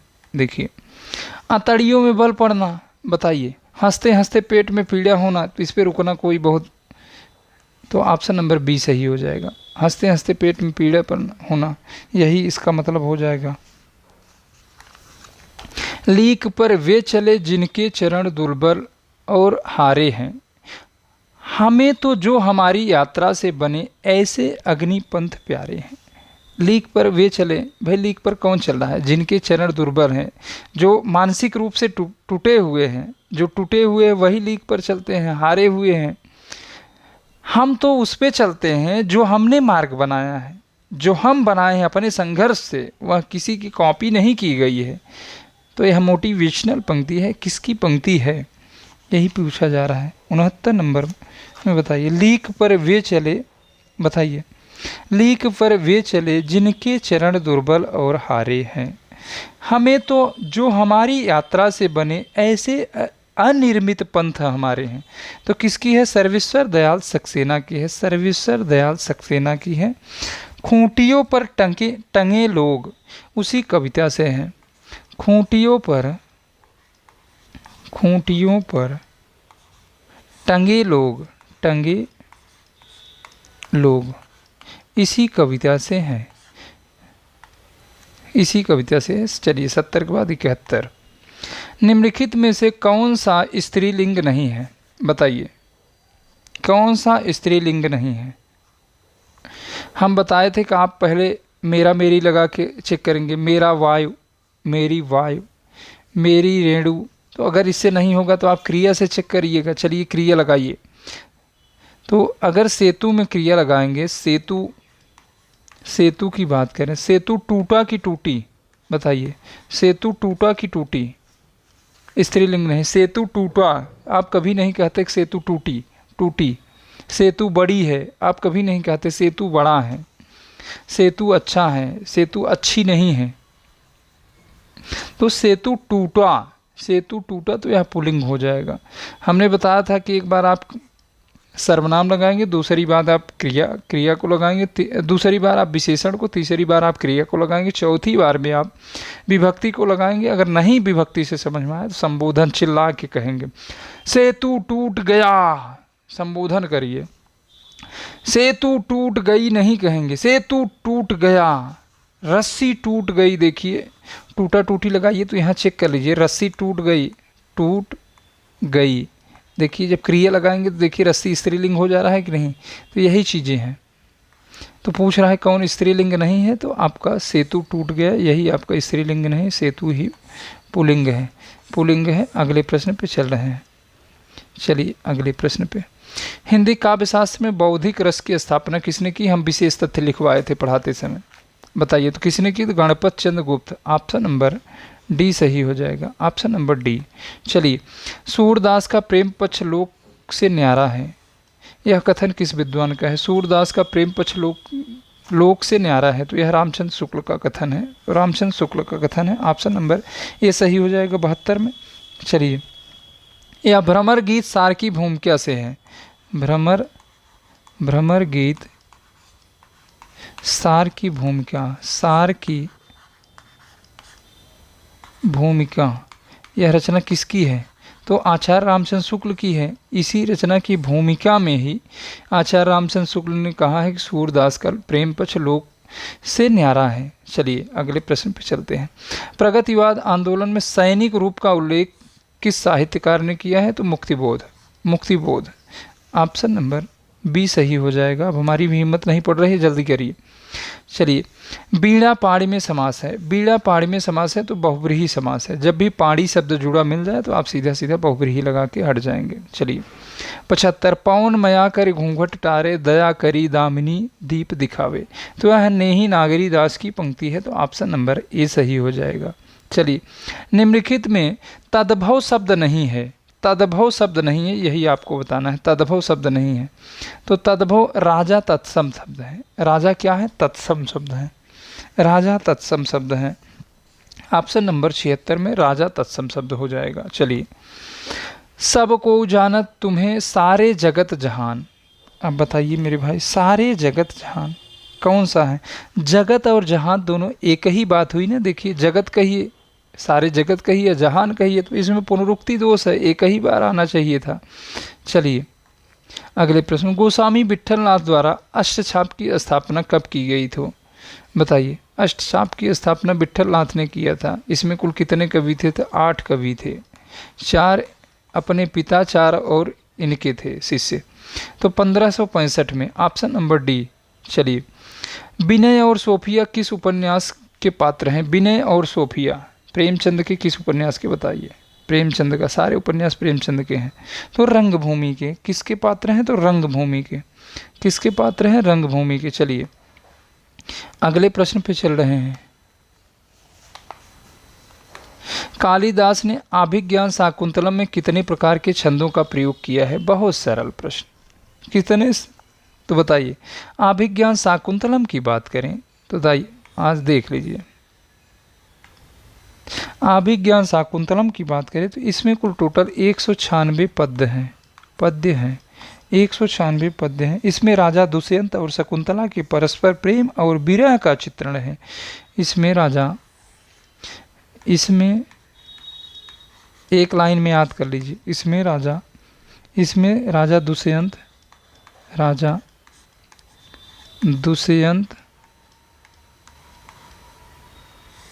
दुष्यंत और शकुंतला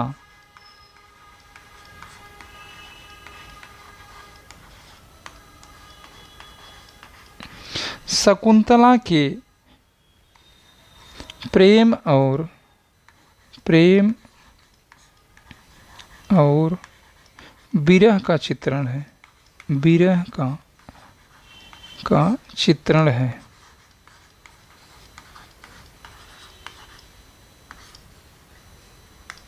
बताइए। तो 24 तरह के छंदों का प्रयोग किया है, तो ऑप्शन नंबर डी हो जाएगा 24।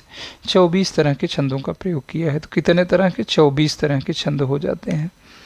चलिए अगले प्रश्न पे चलते हैं। निम्न में से वर्तनी की दृष्टि से शुद्ध शब्द कौन सा है? वर्तनी की दृष्टि से, बहुत अच्छा, बहुत अच्छा। आभ्यंतरिक, आभ्यंतरिक, आभ्यंतरिक। तो ऑप्शन नंबर सी सही हो जाएगा। ऑप्शन नंबर सी सही हो जाएगा। चलिए 81 नंबर में सी सही हो जाएगा। 81 नंबर में सी सही हो जाएगा। आभ्यंतरिक, अच्छे से देख लीजिए, ये सारी चीज़ें देखने वाली हैं। ज्ञानचंद्र जैन कृति कथा शेष शीर्षक जीवनी किससे संबंधित है? कथा शेष के लेखक कौन है? कथा शेष के लेखक ज्ञानचंद जैन है। तो यह किसकी जीवनी है? अमृतलाल नागर की जीवनी है। अमृतलाल नागर की जीवनी है। चलिए अगले प्रश्न पे। ब्रह्म संप्रदाय के संस्थापक, दर्शन हम करवा चुके हैं। ब्रह्म संप्रदाय के संस्थापक कौन है? तो श्री मध्वाचार्य जी हैं। श्री मध्वाचार्य, श्री मध्वाचार्य। चलिए अगले प्रश्न पे। अवध शिला का उस पर था गुरु भार, तिल तिल काट रही थी दृग जलधार। बताइए इसमें कौन सा छंद है?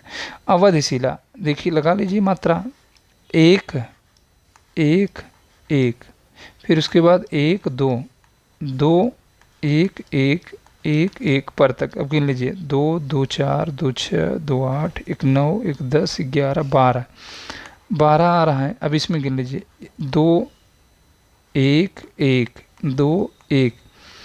तो यहाँ से अब गिनेंगे, यहाँ से जो बॉक्स में है, तो 3 3 2 5 2 7, तो 12 7 किस में आता है? तो 12वें में। दोहा में क्या आता है? दोहा में ज़्यादा से कम 13 और 11। सोरठा में क्या आता है? कम से ज़्यादा 11 और 13, 11 और 13। रोला में 24 मात्राएं होती हैं प्रत्येक चरण में। तो हो गया, बस यही देखना था। तो इसमें कौन सा है? 12वें। तो ऑप्शन नंबर कौन सा सही हो जाएगा? बी, 12वें। चलिए निम्नलिखित में से असत्य कथन। रामचंद्र शुक्ल ने प्रेमचंद को हिंदी का सर्वश्रेष्ठ उपन्यासकार माना है। सही है। दुलाई वाली कहानी 11 वर्ष के समय के बाद लिखी गई, यह भी सत्य है। चलिए उसने कहा था कहानी सरस्वती 1915 में प्रकाशित हुई, यह भी सही है। रक्षाबंधन कहानी हरिकृष्ण प्रेमी ने लिखी, यह गलत है, यही गलत है। आप कमेंट करके बताइए कि रक्षाबंधन किसकी है, बता दीजिए, इंतज़ार करेंगे। रक्षाबंधन किसकी है तो आप बता दीजिए। चलिए निम्नलिखित में से कौन सा काव्य संग्रह नरेंद्र शर्मा का नहीं है? कौन सा काव्य संग्रह नरेंद्र शर्मा का नहीं है? बताइए। अपराजिता, यही रामेश्वर शुक्ल अंचल की है। किसकी है? अंचल की, अंचल की है। बाकी कर्णफूल, प्रवासी के गीत, सूल फूल और पलाश के फूल, मिट्टी और फूल, ये सारे नरेंद्र शर्मा की है, जो अपराजिता को छोड़कर। चलिए भाई इनकी रचनाओं की बात करें, अंचल की रचनाएं किरण बेला, लाल चुनर, वर्षांत के बादल, करील, मधुलिका, ये सारी रचनाएं अंचल की हो जाती हैं। करील, मधुलिका, सारी रचनाएं अंचल की है। चलिए रुकिए मत। ऊट पटांग में समास है। ऊट पटांग में समास बताना है, बहुत सरल है, बता दीजिए। ऊट पटांग में तत्पुरुष समास है। कौन सा समास है? तत्पुरुष समास है। तो ऑप्शन नंबर सी से डी सही हो जाएगा। अगले प्रश्न पे चल रहे हैं। बताइए संत काव्य परंपरा का कौन सा कवि सर्वाधिक शिक्षित था, पढ़ा लिखा था? ये प्रश्न 3-4 बार टीजीटी में हो चुका है। कौन सा कवि सबसे ज़्यादा पढ़ा लिखा और शिक्षित था संतों में? तो इसमें कौन सा हो जाएगा मेरे भाई? सुंदरदास। सुंदरदास ही सबसे पढ़े लिखे थे और शिक्षित थे, यही माने जाते थे। चलिए अगले प्रश्न पे चल रहे हैं। अगले प्रश्न पे चल रहे हैं। निम्नलिखित में से किस रचनाकार रचनाकार फोर्ट विलियम कॉलेज से संबंध नहीं? बताइए किस रचना का फोर्ट विलियम कॉलेज से संबंध नहीं है? तो बताइए किसका संबंध नहीं है? रानी केतकी की कहानी सैयद इंशाअल्लाह की है। रानी केतकी की कहानी इन्हीं का संबंध नहीं है, इन्हीं का संबंध नहीं है, और बाकी सभी लोगों का संबंध है। बताइए अगर देखिए प्रेम सागर और लाल चंद्रिका की बात करें तो ये लल्लू लाल की हो जाती है, लल्लू लाल की दोनों रचनाएं। नास्केतोपाख्यान सदल मिश्र की हो जाती है, सदल मिश्र। फोर्ट विलियम कॉलेज की स्थापना 16 जुलाई 1800 को हुई थी कि नहीं, 1800 को। लॉर्ड वेलेजली इसके संस्थापक थे। संस्थापक की बात करें तो लॉर्ड वेलेजली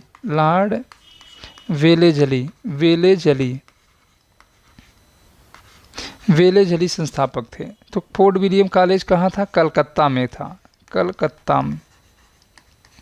कलकत्ता में था, इसकी स्थापना हुई। तो इसमें दो भाषा पंडित थे, एक लल्लू लाल एक सदल मिश्र। तो वही पूछा जा रहा है कौन फोर्ट विलियम कॉलेज से संबंध नहीं थे। तो प्रेम सागर से लाल चंद क्या लल्लू लाल की हो गई, नास्केतोपाख्यान सदल मिश्र की हो गई, तो रानी केत की कहानी सैयद इंसाअल्लाह की है। तो यही इनका फोर्ट विलियम कॉलेज से बाहर के थे, तो इनका कोई संबंध नहीं है। प्रज्ञा नवनो बताइए, नवोन्मेष सालिनी बताइए, नवोन्मेष सालिनी प्रतिभा मता है, यह उक्ति किसकी है? कल भी हमने दिया था, कल टेस्ट में यह पंक्ति थी, तो बताइए भट्टौत की है। ऑप्शन नंबर डी हो जाएगा भट्टौत की 2 है जो पूछी जाती है। चलिए, अर्थ निर्दिष्ट करने की दृष्टि से निम्नलिखित में से कौन सा उपसर्ग अन्य तीनों से भिन्न है? बताइए, अर्थ देने की दृष्टि से कौन से उपसर्ग तीनों से भिन्न है, वही बताना है आपको। मेरे भाई, परि मतलब चारों ओर होता है, चारों ओर होता है। अब बाकी आओ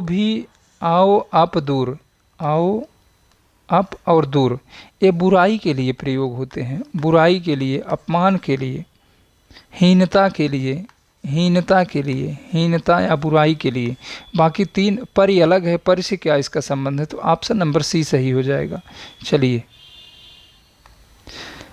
उधद यायते बंधन कीना इति दस्माथ अमर पद लीना, यह बताइए कहाँ से है? तो यह जायसी की है। चलिए, प्रसन्न बताइए पद, नव्यार्थ बताइए, युक्त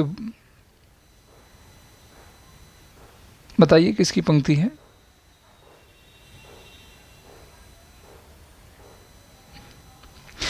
प्रसन्न पद नव्यार्थ उक्त बोध बताइए, युक्त उद्बोध बताइए, विधायिनी बहुत गलत बता रहे हैं, इसको आप पकड़ भी नहीं पाएंगे, किसकी पंक्ति है? काव्य हेतु से बताइए, पानी पी रहे हैं तब तक।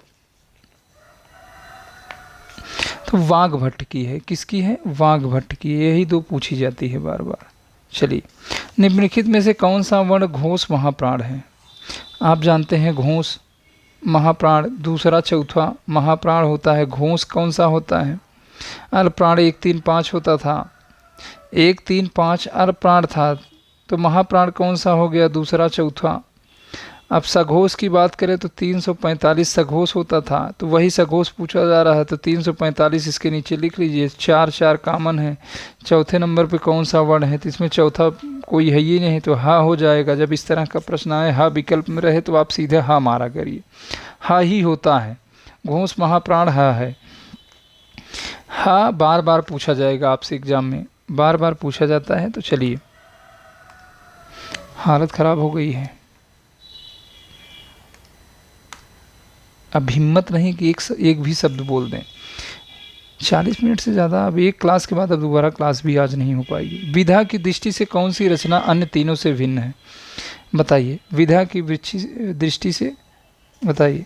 तो वट वृक्ष की छाया, वट वृक्ष की छाया, यह आत्मकथा है, आत्मकथा है। बताइए, वट वृत्त की छाया यह आत्मकथा नहीं है। यही आपको बताना है कि कौन तीनों से भिन्न है। तो यह जीवनी है। किसकी जीवनी है?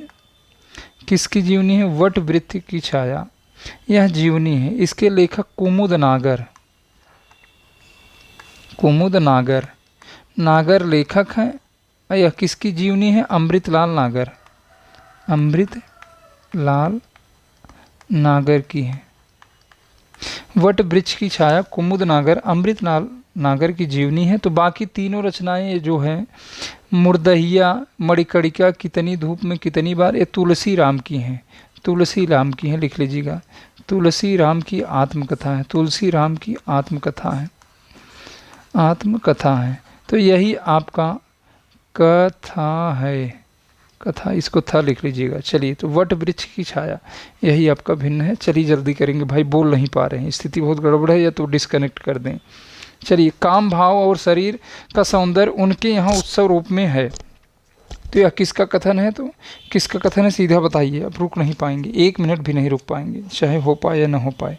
तो यह किसका कथन है? रामस्वरूप चतुर्वेदी का है, रामस्वरूप चतुर्वेदी का है। चलिए अगले प्रश्न पे जल्दी जल्दी। निम्नलिखित में से महाकाव्य के लक्षणों के विषय में एक कथन असत्य है। निम्नलिखित में से महाकाव्य के लक्षणों के विषय में एक कथन असत्य है।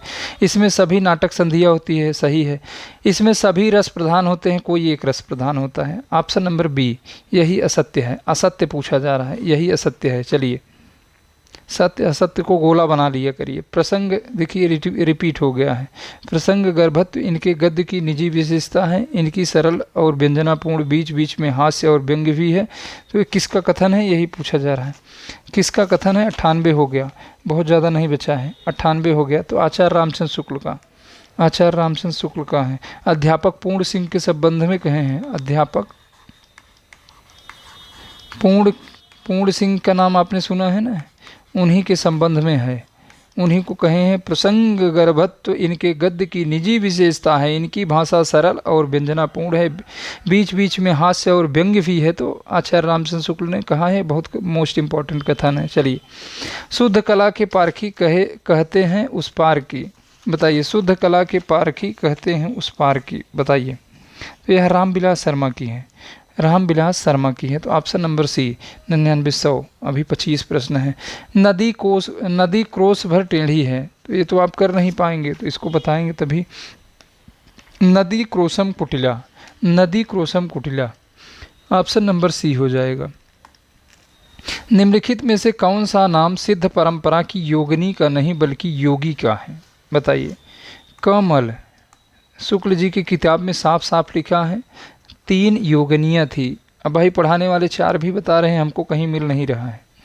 तो शुक्ल जी की किताब में साफ साफ लिखा है, देखिए। कमल से कनक लापा, कनक लापा। म से मणिभद्रा, मणिभद्रा भद्रा। ल से लक्ष्मीकारा, लक्ष्मी करा। तो देखिए, आप 3 नाम ढूंढ लीजिए, जो नहीं है वही पुतलेपा तो नहीं है। आप 3 ही याद करिए, जो चीज़ें हमारे पास प्रमाण रूप में उपलब्ध हैं। भाई अब विद्वान बहुत सारे हैं, वो कहीं से ढूंढ के लाए होंगे, किसी किताब से 4 बता रहे हैं, तो उनका मत भी होगा, तो उनसे पूछिए कि ये कहाँ लिखा है, तो आप भी वहाँ से जानिए। 3 मिल रहा है, हम साफ साफ बता दे रहे हैं, 3 ही हमको मिला है। A dictionary of English and Hindustani, यह किसकी पुस्तक है? इसके लेखक ये फोर्ट विलियम कॉलेज में प्रोफेसर थे,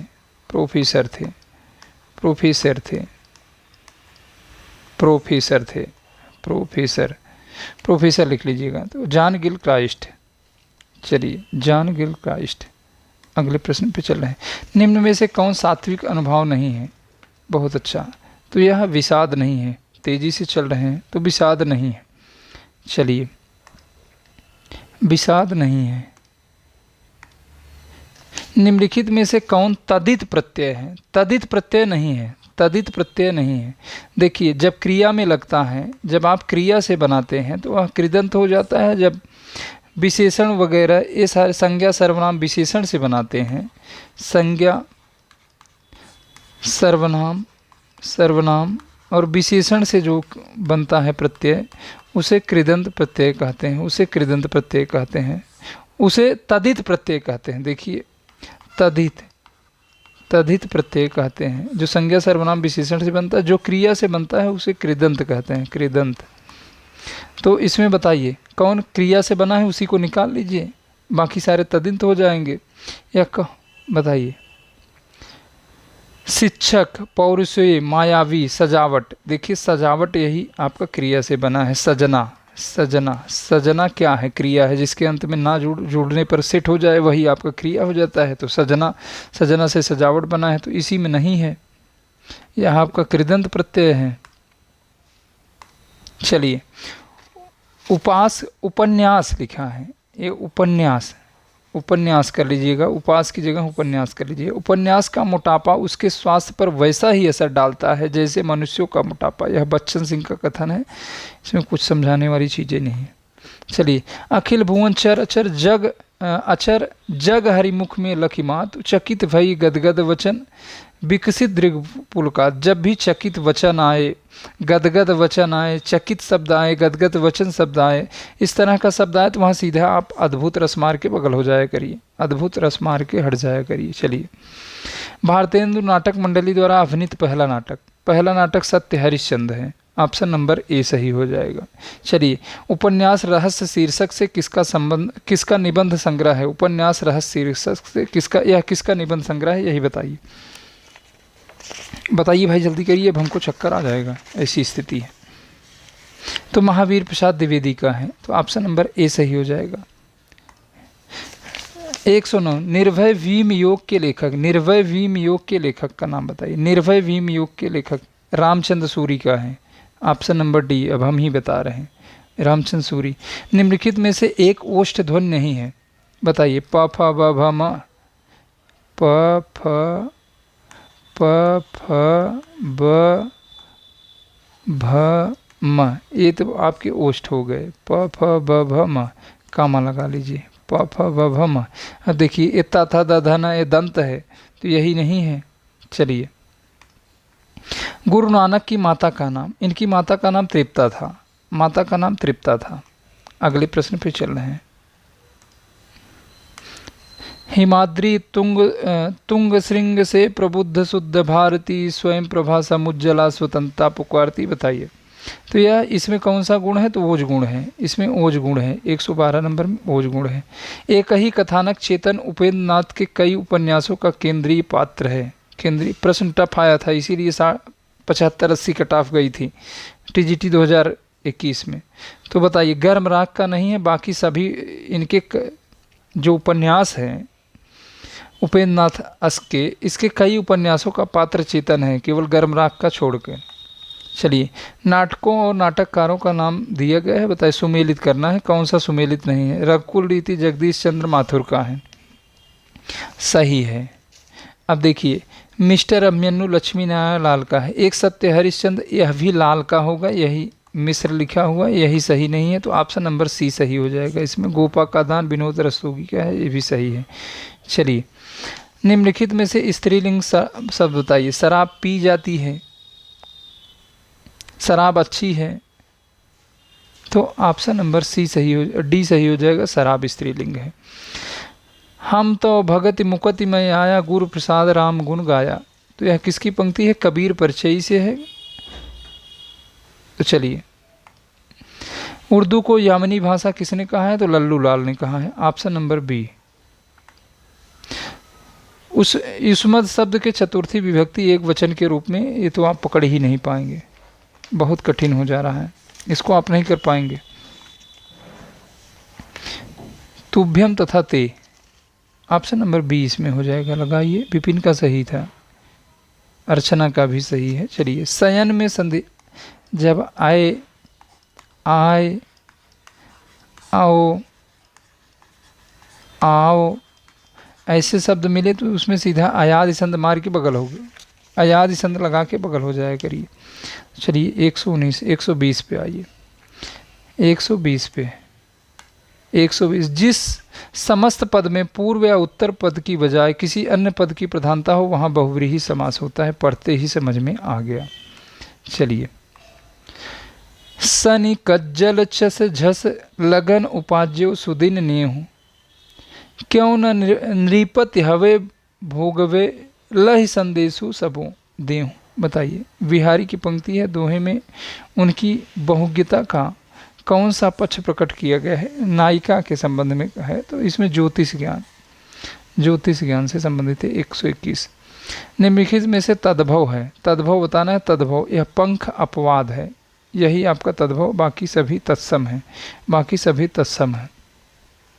साखी शब्दी दोहरा कही किहनी उपखान, किहनी उपखान भगत निरूपहि भगत कल निंदहि वेद पुराण। तो यह तुलसीदास की पंक्ति है, तुलसीदास की पंक्ति है, रामचरितमानस की पंक्ति है। चलिए 124 बताइए। मर गया दीपनाथ चंद्रकिशोर जायसवाल का है, चर्चित कहानी मर गया दीपनाथ चंद्रकिशोर जायसवाल का। चंद्रकिशोर जायसवाल से कई वर्षों से प्रश्न बार बार आ रहा है। चलिए भारतेंदु हरिश्चंद्र की रचना हिंदी भाषा का समय बता दीजिए। तो अभी हमने बताया था 1890। 1890। देखिए आपका कितना सही हुआ है, आप कमेंट करके बता दीजिए। जो नए जुड़े हैं चैनल को सब्सक्राइब कर लेंगे ज़रूर। और उसके बाद सारी क्लास प्लेलिस्ट में है।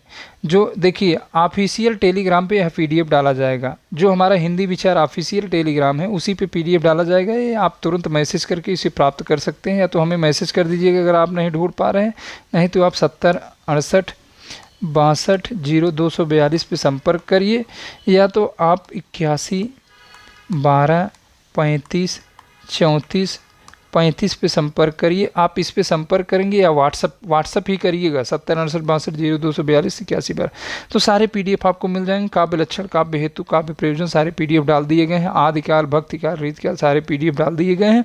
तो आप इस पे संपर्क करेंगे तो आपको लिंक भेजा जाएगा। और देखिए हमारी जो भी कक्षाएँ चलती हैं निःशुल्क, काव्य शास्त्र, भाषा विज्ञान, व्याकरण, ये सारी कक्षाएँ निःशुल्क रहेंगी, किसी भी प्रकार का कोई चार्ज नहीं रहेगा, पूर्णतः निःशुल्क रहेंगी। आप सीखिए, आनंद लीजिए।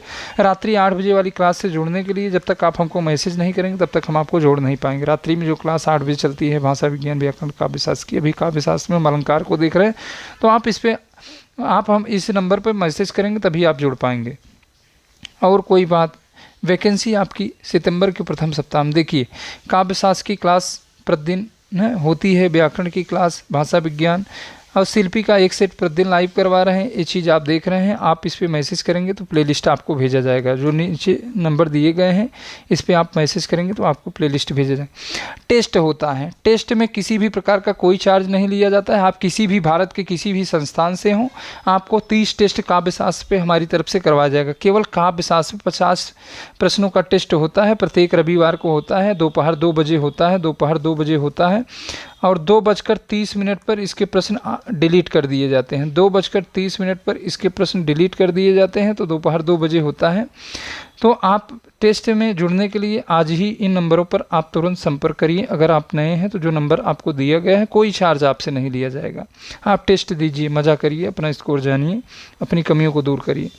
ये सारी क्लास आपको निःशुल्क दी जा रही है, इसको तो आपने देखा। वही चीज़ें हैं। आत्मकथा की पहली क्लास हो चुकी है, प्लेलिस्ट में देख लेंगे। आज दूसरी क्लास हो सकता है कि अगर हमको थोड़ा सा राहत मिल जाएगा तो हम करवा देंगे दूसरी क्लास। आत्मकथा की दूसरी क्लास अभी हम करवाते हैं। व्याकरण टेस्ट, व्याकरण का टेस्ट भी चल रहा है, प्लेलिस्ट में बना हुआ है। वर्णमाला की एक क्लास हो चुकी है, उसके प्रश्नों को हम करवा चुके हैं। दूसरी क्लास होने वाली है। सप्ताह में 3 दिन आपका व्याकरण प्रश्न चलेगा, 3 दिन आपको टॉपिक कराया जाएगा। चलिए व्याकरण क्लास संख्या 1 एक कंटेंट की क्लास है। कंटेंट की क्लास हो चुकी है, 2 क्लासें हो चुकी हैं, तीसरी क्लास लिंग चल रहा है, लिंग भी ख़त्म हो जाएगा। तो बस यहीं तक। तो आइए आपसे रात्रि में अब मिलते हैं। सभी को धन्यवाद। ईश्वर करें आप निरंतर आगे बढ़ें। देखिए वैकेंसी में आप एक चीज़ सुन लीजिए मेरे भाई, हमने आपसे पहले बताया कि इसमें टोटल 3100 से अधिक पद आ रहे हैं। 3100 से अधिक पद किसी भी चैनल पे नहीं चला था, तभी हमने रात्रि आपको 9 बजे बता दिया था। 9 बजे के पहले ही शायद हम आपको ग्रुप में डाल दिए थे, ये सारी चीज़ बता दिए थे। उसके बाद ही लेटर वगैरह जो वायरल हो रहा है, उसके बाद ही सचिव के द्वारा जो भी कहा गया। देखिए प्रवक्ता में कुछ भी परिवर्तन नहीं होगा, जो भी योग्यताएँ हैं उसी को लागू किया जा रहा है। और कुछ माइनस मार्किंग 90 प्रश्न आपका रहेगा, 30 प्रश्न आपका जीएस का रहेगा, सामान्य अध्ययन का। तो कोई पार्ट कमज़ोर नहीं है, मेहनत करिए, इस बार नौकरी ले लीजिए। कोई दिक्कत है तो आप हमको बताइए ना। किसी भी प्रकार सब हमारे छोटे बड़े भाई बहन हैं, सब हमारे परिवार के सदस्य हैं। आप क्यों चिंता करते हैं? हमने आपसे कहा है कि अगर आप आर्थिक रूप से कमज़ोर हैं तब भी आप हमसे संपर्क करिए कि हमको सर दिक्कत है, हम किताब नहीं ले पा रहे हैं, क्लास नहीं ले पा रहे हैं, तो हम सारी चीज़ें आपको निःशुल्क कर दिए हैं। और इससे ज़्यादा आप हमारा प्राण लेंगे, प्राण लेने से संतुष्ट हो जाएं तो हम प्राण भी देने के लिए तैयार हैं। अगर उससे आपको खुशी मिल जाए तो वो भी देने के लिए तैयार हैं। चलिए, जो भी बातें रहेंगी आप कमेंट में लिख दीजिएगा, हमारी तरफ से 1-2 दिन में चेक किया जाता है तो आपको रिप्लाई दिया जाएगा। तो आज के लिए धन्यवाद सभी का। चलिए।